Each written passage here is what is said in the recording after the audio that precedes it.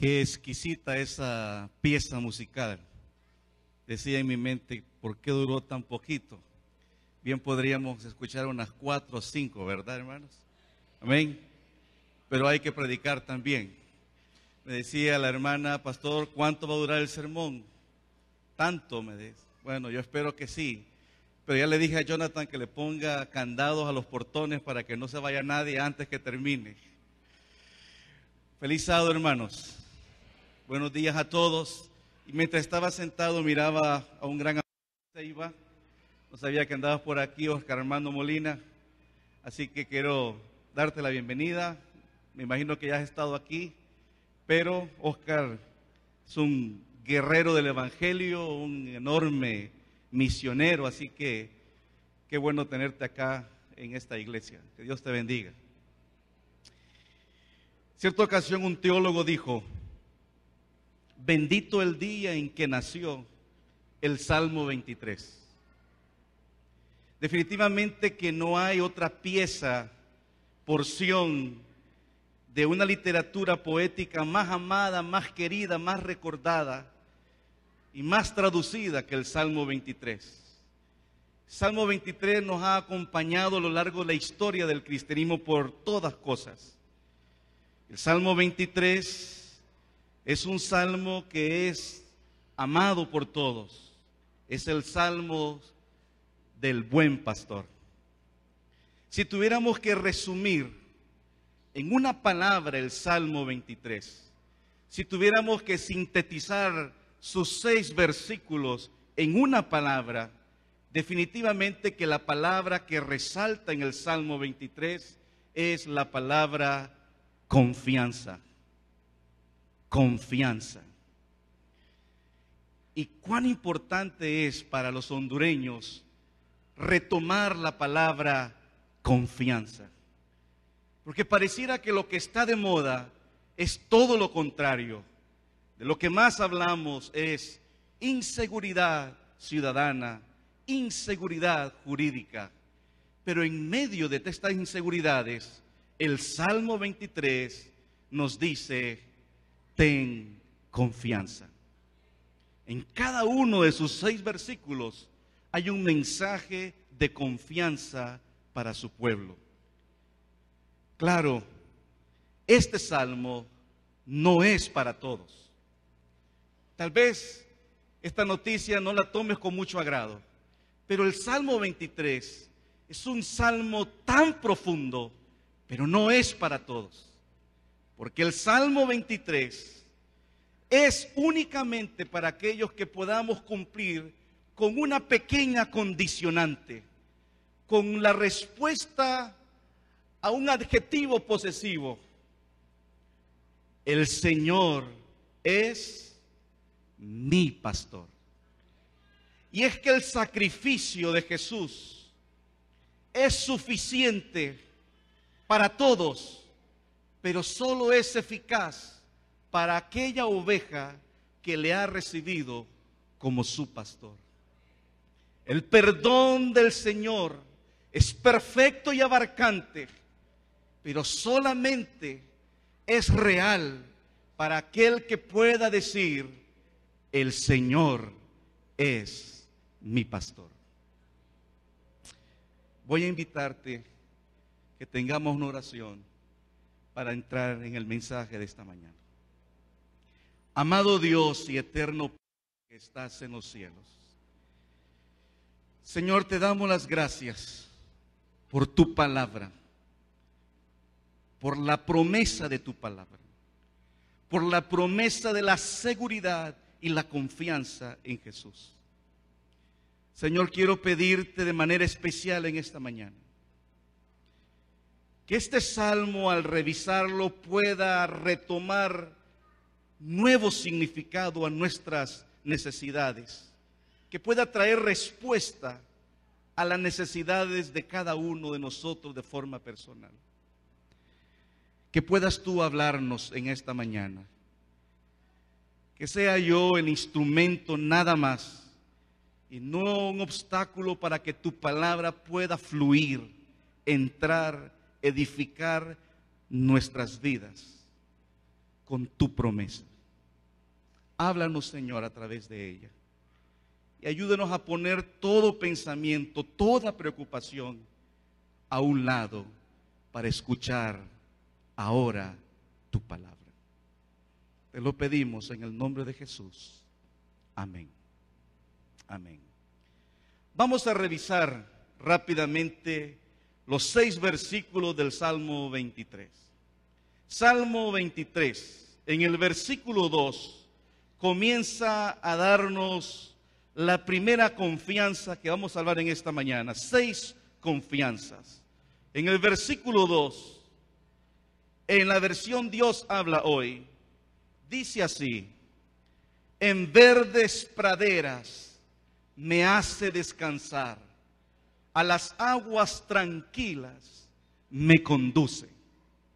En verdes praderas me hace descansar, a las aguas tranquilas me conducen.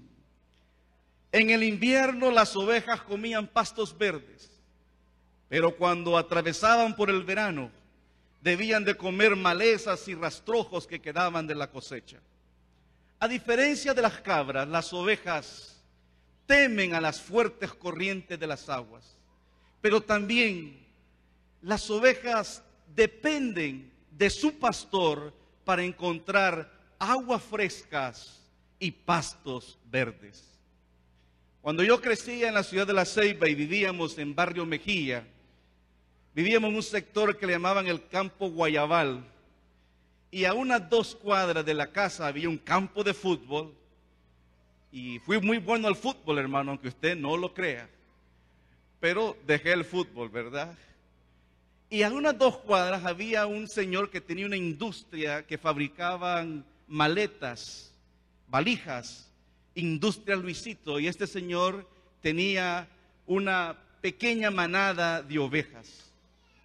Y todas las tardes que yo salía de la escuela, para mí era un deleite ir a visitar al jovencito que era el pastor de las ovejas de don Luisito. Y cosas, cuando vamos a ir leyendo estos versos del Salmo 23, hay cosas que recuerdo tan vívidamente de este pastor de las ovejas de don Luisito. Y una de las cosas interesantes de un pastor es que con solo el sonido de su voz, con llamarlas por su nombre, las ovejas le seguían. Aquí en el primer verso dice que el pastor me va a conducir a verdes praderas, a aguas tranquilas, porque las ovejas del Señor necesitamos que el Señor nos conduzca diariamente a aguas tranquilas, a reposo, a paz, porque la vida se vuelve cada vez más ajetreada.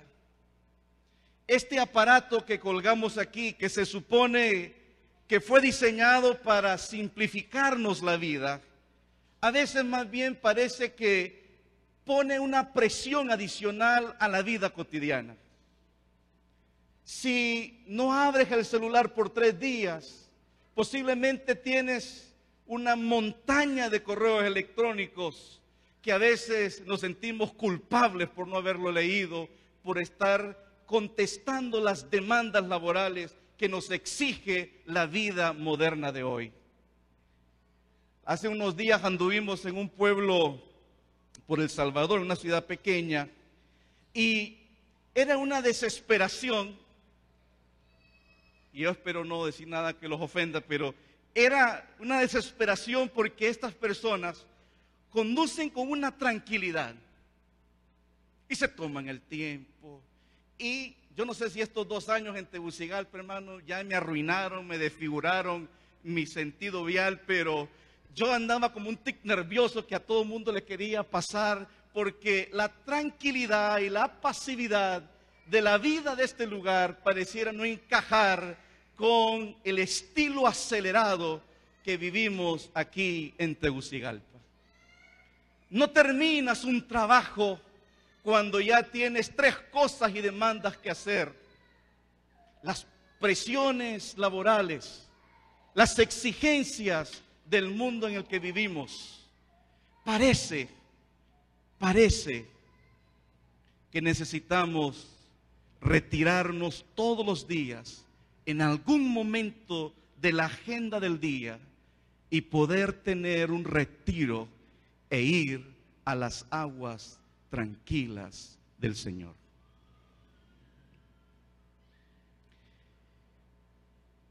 Si tuviste la oportunidad de confeccionar un presupuesto para noviembre del 2013, pensando de cómo ibas a enfrentar el año 2014, y si creías que todo ya estaba arreglado, te diste cuenta que un mes después, todo lo que habías proyectado estaba totalmente distorsionado. Porque tuvimos que recibir el nuevo año con un ajuste fiscal y ahora las complicaciones económicas que ya estábamos enfrentando parece que se están agudizando. Y no es nada nuevo decir que a veces parece que nuestros ingresos no cubren los egresos, que parece que las oportunidades de empleo que andamos buscando parecen no salir.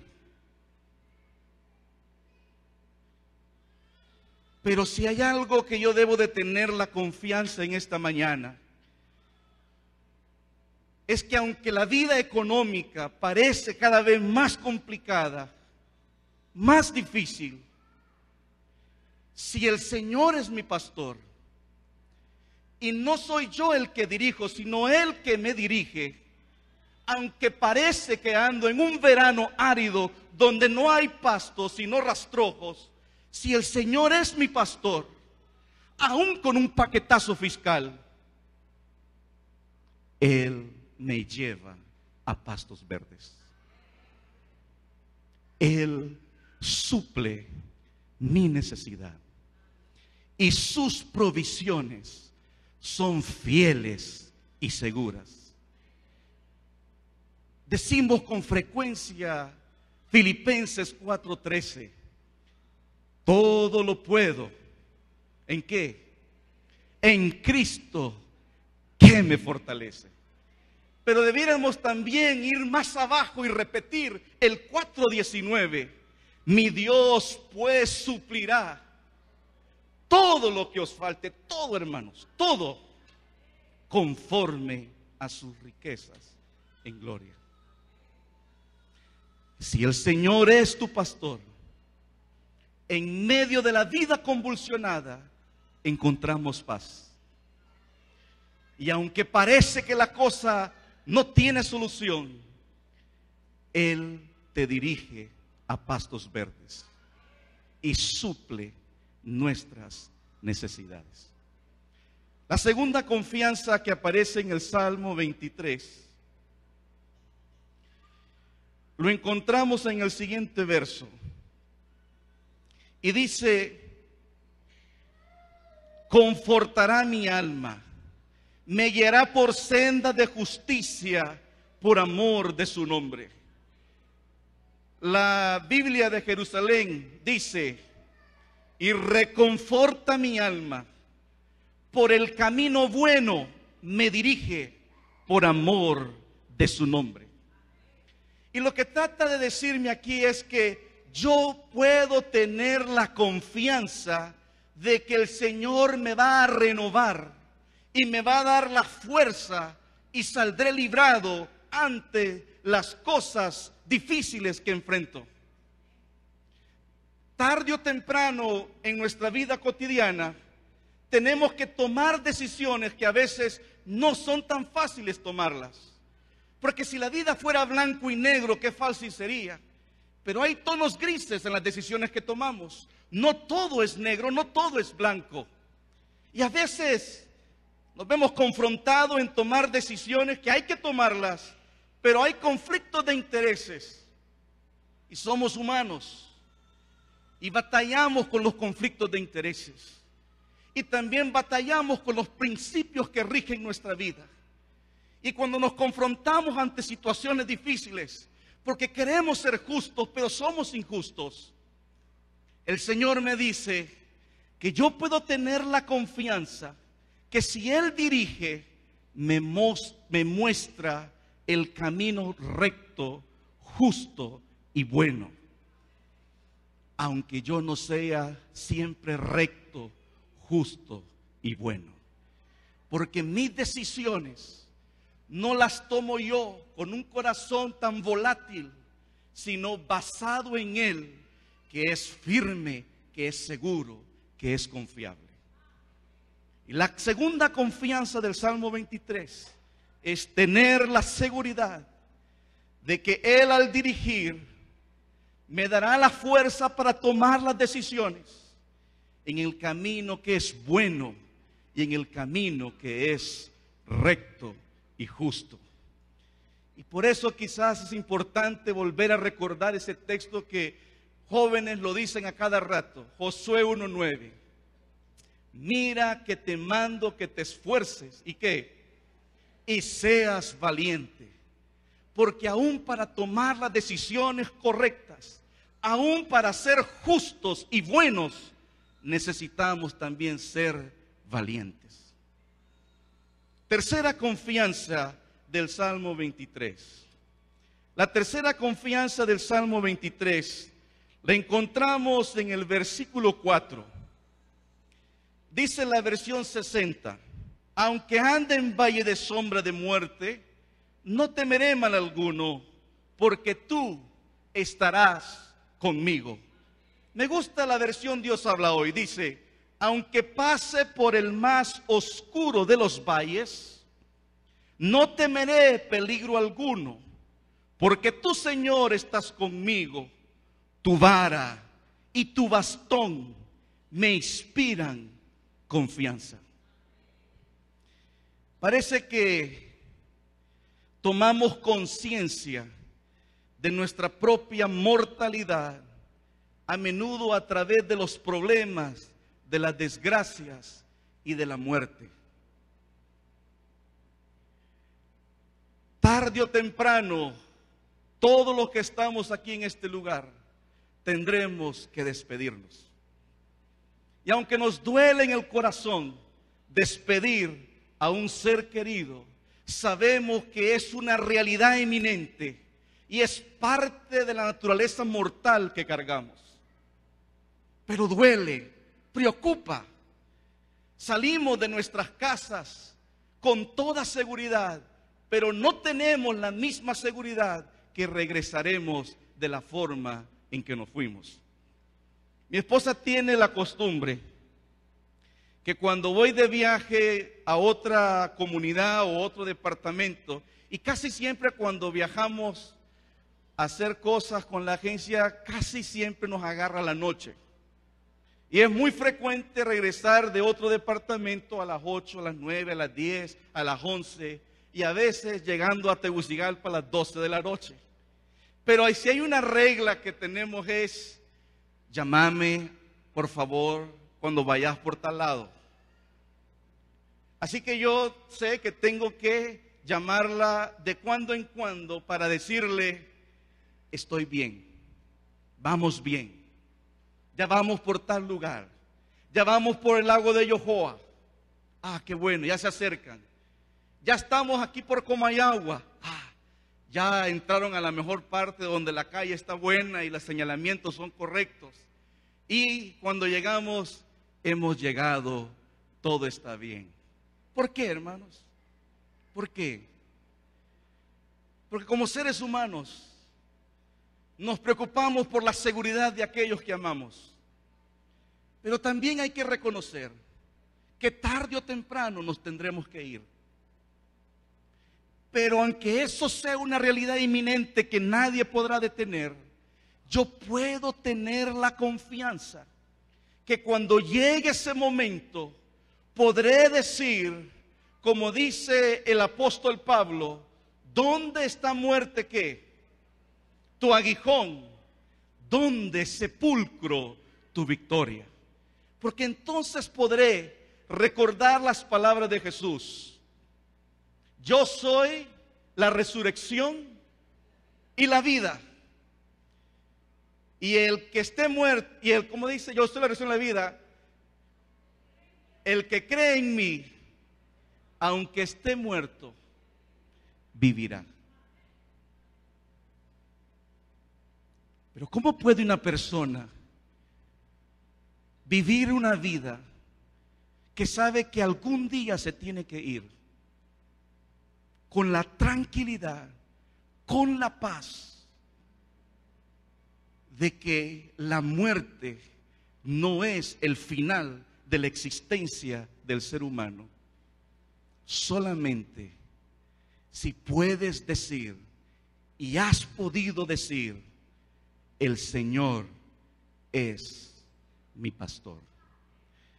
Podremos unir nuestras voces con Job y decir: yo sé que mi Redentor vive y al final se va a levantar del polvo, y cuando esté deshecha toda esta piel, en mi carne he de ver a mi Señor. También la confianza de tener la seguridad de que Él también me dará dirección y me mostrará el rumbo en mi vida. Dice aquí el texto: su vara y su cayado. La vara era un pedazo de palo que el pastor cargaba en su cintura, y el bastón o el cayado el que le servía de apoyo cuando caminaba. La vara, instrumento para defender a las ovejas de las acechanzas de los animales salvajes. Pero también la vara se utiliza para abrir camino en los matorrales. No sé cuántos de ustedes han andado en el monte y a veces no andamos machete, y la única manera de poder abrirnos camino en los matorrales es ¿cuál? ¿Qué hacemos? Agarramos una vara y empezamos a golpear el zacate para abrir camino donde no hay camino. Es difícil vivir en una vida donde no hay dirección para saber por dónde salir. Hace muchos años tuvimos una campaña adelante del sector de Jutiapa, en una área rural, en el departamento de Atlántida, y era una comunidad donde había una iglesia adventista que estaba cerrada. Y entonces nos propusimos con los hermanos del distrito hacer esfuerzos para reanimar y volver a abrir la iglesia, que ya llevaba casi como medio año de estar cerrada. Y entonces, después de haber hecho una serie de estudios bíblicos en el lugar, decidimos ir con una campaña evangelística. Y claro, dije yo, bueno, llevemos entonces un generador, combustible, proyector, luces, para poder compartir la película de Jesús. Y hermanos, llegamos, recuerdo que la campaña comenzó el domingo el domingo, y llegamos temprano por la tarde a poner todo, a instalar todo. Y usted se imagina, en una comunidad donde no hay luz, usted pone un generador y pone un proyector y pone la película de Jesús, ¿cómo se pone el ambiente? Lleno de personas viendo la película de Jesús. Y todo fue hermoso. Pero cuando terminó la campaña esa noche y apagamos el generador, nadie pensó en llevar focos de manos para caminar de regreso por el camino en los matorrales. Y ese era un momento del año donde no había luna, una oscuridad y unos matorrales. ¿Sabe cómo empezamos a salir, hermanos? Cada quien de los hermanos que andaban ahí comenzaron a sacar el celular, y con los celulares parecíamos luciérnagas allá adentro, ¿verdad? Con los celulares alumbrando, tratando de poder encontrar e identificar el camino de salida. ¿Cuál es el mejor camino de nuestras vidas para adelante? ¿Cuál es la mejor decisión que podamos tomar? ¿Cuál es el mejor proyecto que podríamos emprender? ¿Cuál es la mejor dirección, decisiones para mañana? No sabemos. Porque aunque tenemos intuición y alguna experiencia y alguna educación y algún parámetro de medición y comparación, nadie con certeza sabe cuál es la mejor decisión. Pero aunque no sepamos con toda seguridad la mejor decisión para mañana, no tengo nada que temer si mi pastor con su vara y con su cayado abre camino donde no lo hay. Por eso me encantan las letras de ese canto de Marcos Witt. Me gusta ese canto que canta él, que dice: sendas Dios hará donde piensas que no hay. Él obra en maneras que no podemos entender. Él te guiará, a tu lado estará, amor y fuerza te dará, un camino hará donde no lo hay. Confianza número 5, la penúltima. En la versión Dios habla hoy, en el versículo 5 dice así: me has preparado un banquete ante los ojos de mis enemigos. Has vertido perfume en mi cabeza y has llenado mi copa a rebosar. Wow. Hermano, este es un texto que si nos quedamos podríamos hacer todo un sermón de este versículo. Déjame leértelo otra vez. Me has preparado un banquete ante los ojos de mis enemigos. Has vertido perfume en mi cabeza y has llenado mi copa a rebosar. Trata de imaginar la escena que describe este texto. Mientras te acercas al Señor, con los señalamientos de aquellos que conocen tus debilidades, tus hierros y fracasos. Porque no siempre nuestras buenas intenciones son transformadas en buenas acciones. Y no siempre nuestras buenas acciones son comprendidas de la forma correcta. No siempre mis promesas de cambio las logro sostener en mi vida cristiana. Porque muchas veces usted y yo nos arrodillamos y vemos nuestras vidas y hacemos promesas al Señor de todo corazón, porque deseamos ser la persona que el Señor quiere ver. Pero por más que yo prometo, por más que yo me esfuerzo, tarde o temprano mi fuerza humana no basta. Y cuando he caído en el error que no quería caer, cuando he fracasado donde yo me prometí no fracasar, voy donde mi Dios y me siento miserable, sucio, indigno.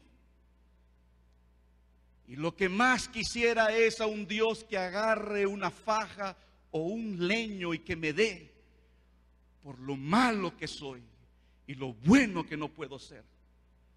Y cuando el Dios mira mi condición, y a veces el Señor sabe que también ustedes saben lo imperfecto que soy, aunque estoy en medio de aquellos que no me comprenden y me señalan, y yo me siento mal, y yo siento que lo que merezco es una paliada, hermanos. Mi Dios me dice: Jessica, sentémonos, comamos. Wow. ¿Tienes hambre? Mi amigo, ¿tienes hambre? Siéntate a mi lado en mi banquete y comamos, sin merecerlo. Señor, no merezco esto. Y entonces el Señor, cállese, y me pone aceite en mi frente, símbolo de plenitud, de bondad, de prosperidad, de su gracia. Perfume que se le ponía a los huéspedes de honor cuando llegaban a la casa del anfitrión. Y ahí estoy yo, miserable, derrotado, incapaz de poder ser lo que el Señor quiere que sea, aunque yo lo haya prometido. Y en vez de sacar una faja y un palo y darme, como a veces yo sé que merezco, me dice: amigo, comamos juntos. Comamos juntos.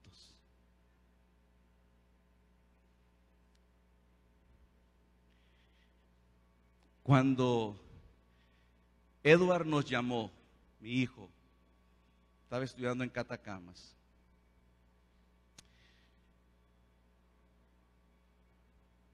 Había perdido una clase. Y todos sabíamos que la clase significaba salirse un año, porque no puede volver hasta un año después para seguir en ese sistema. Y yo puedo sentir la voz de mi hijo Edward del otro lado, que sabe que se lo he dicho, que se lo he advertido, que he llevado todo un año diciéndole: hijo, ponte las pilas. No hay margen de error. Estudia fuerte. Controla los distractores. Consejos sobraban. Y al final, cuando mi hijo me llama, yo puedo sentir su temor, su voz y su llanto. Y él no quería llamarme porque sabía que había fracasado. Y cuando yo escuché la llamada, lo que yo me hice en una pregunta en mi mente es: ¿y si yo estuviera del otro lado de la bocina, llamando a mi Padre Celestial, como todas las veces, a cada rato le llamo: Señor, he fracasado?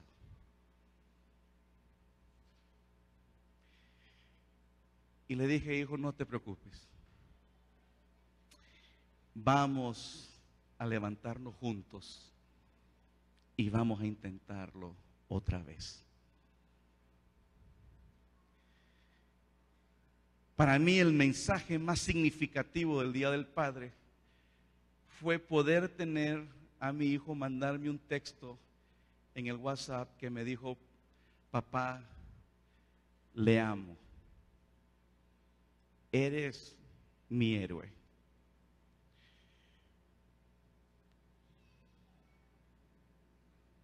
Con amor eterno te he amado.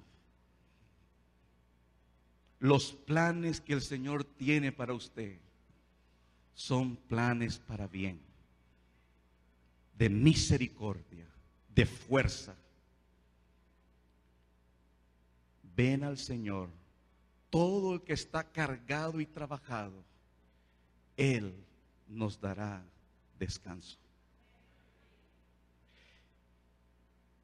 Sinceramente, este salmo tan importante en la vida de todos, quizás por eso algunos, como el señor Guy King dijo al leer el Salmo 23, qué mendigos tan dichosos somos, porque nosotros, siendo tan ingratos, inmerecedores de estos favores, el Señor nos colma con su bendita gracia. Y por eso este hombre, en uno de sus libros, en un párrafo dice: qué mendigos tan dichosos somos. Y este salmo cierra, hermanos, con estas palabras: ciertamente el bien y la misericordia me seguirán todos los días de mi vida, y en la casa de Jehová moraré por largos días. ¿Sabes lo que está diciendo ahí el salmista? Porque la palabra, el verbo seguir, en su lenguaje original, da la connotación como cuando un cazador persigue a muerte su presa. Y lo que está tratando de decir el salmista aquí es que la misericordia, la bondad de Dios te van a perseguir incesantemente, como un cazador persigue a su presa, y no descansará hasta agarrarte y llenarte de su amor. Y su misericordia me cercarán, cobijarán y protegerán mi vida todos los días, y en su casa viviré para siempre. Por eso, hermanos, con toda seguridad podemos decir que el gran mensaje del Salmo 23 es el salmo de la confianza del Señor. Y solamente tengo yo que decir algo y responder a una condicionante. Este salmo es para mí. Este salmo es para ti. Este salmo es para ustedes. Si podemos decir en esta mañana, el Señor es mi pastor. Por eso sonrío en mi mente cuando recuerdo aquel niño aventurero que tenía que pasar al frente de la iglesia y recitar el Salmo 23 de memoria. Y usted sabe lo que es un niño pasar al frente y recitar frente a todos ustedes. No es fácil. Estoy seguro que la niñita se sabía el poema, pero no es fácil. Es más, este pánico escénico nos da hasta los adultos. Y a veces cuando nos aprendemos las cosas de pe a pa, hermano, se nos borró el cassette. Pues este niño se había preparado, se había memorizado ese salmo, y cuando estaba al frente, paralizado de miedo, se le borró todo y no hallaba qué decir. Y entonces dijo, el Señor es mi pastor, no tengo nada de qué preocuparme. Y se sentó. Si el Señor es mi pastor, si el Señor hoy es tu pastor, no tienes nada de qué preocuparte. Quizás por eso el salmista comenzó el salmo diciendo, si el Señor es mi pastor, nada te faltará. Ven al Señor, hazlo tu pastor, nada nos faltará.